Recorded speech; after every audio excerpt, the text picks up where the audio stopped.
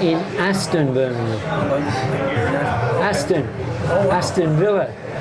They always meant something. There was a famous old team.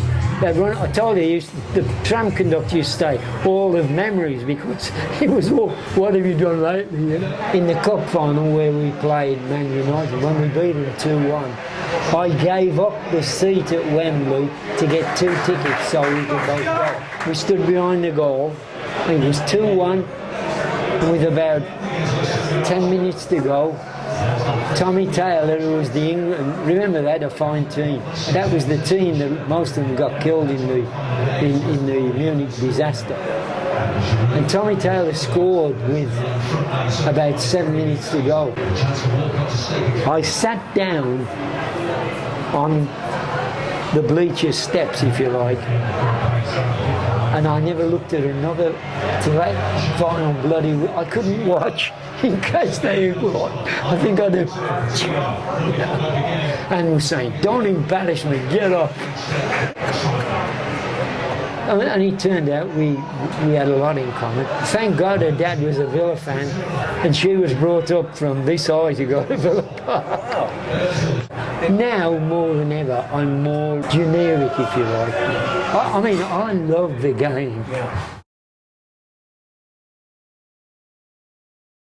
By the way, something I have to tell you about Villa Park. During the war, I was a member of a bunch of little hooligans called the Snifters. And what they would do, the dressing rooms, are they to this day? I think they are. They're still, the entrance to the dressing rooms is still at the Whitton end of the ground. The whole end, you know, is the big end where you've probably heard from at the Whitton end. And they never had things like canopies like they do now, you know, to protect the players, if you like. That's what it is. Let's face it, you get somebody who want to swipe them when they're coming up. Okay, what we used to do, Villa Park was open. I'd go in always at the whole end. I'd do one or two things.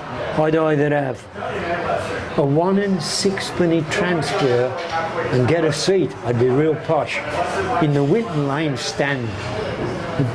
At the whole end, that was the Whitton Lane stand at the whole end. 1 and 6, 9pence to go in. So it cost me 2 shillings and 3pence to get a seat. I either be posh if I got the money yet, or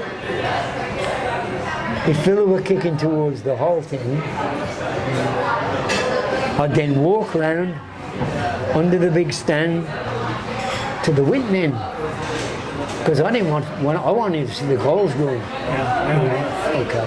So what we do, a bunch of these little ruffians, we'd get down to where the players come out, and there was railings there, you know, with not exactly spikes, but you know, they were unfriendly, and we'd be, they're coming. The embrocation. You know what embrocation smells? You know, the rubbing oils? Well, that was the common thing. You go in at half time, you smother yourself with. And once a player stepped into that tunnel, and there was a police commissioner, you know, stick under his arm. "You kids, what are you doing? Get out of there. You're going to break your neck. Somebody's going to fall over." You know, some of the kids will be half leaning down. You want to be the first one to smell the embrocation. I mean, stupid. I mean, it became known as the Snifters. The paper took it up a bit, you know. It became known as the Snifters. And this guy, he was kind of a fatherly figure, but he'd admonish you. "Now look, I don't want to catch you again. You got to cut this out, you know, this snifting. The tunnel snifters." Couldn't get enough of them.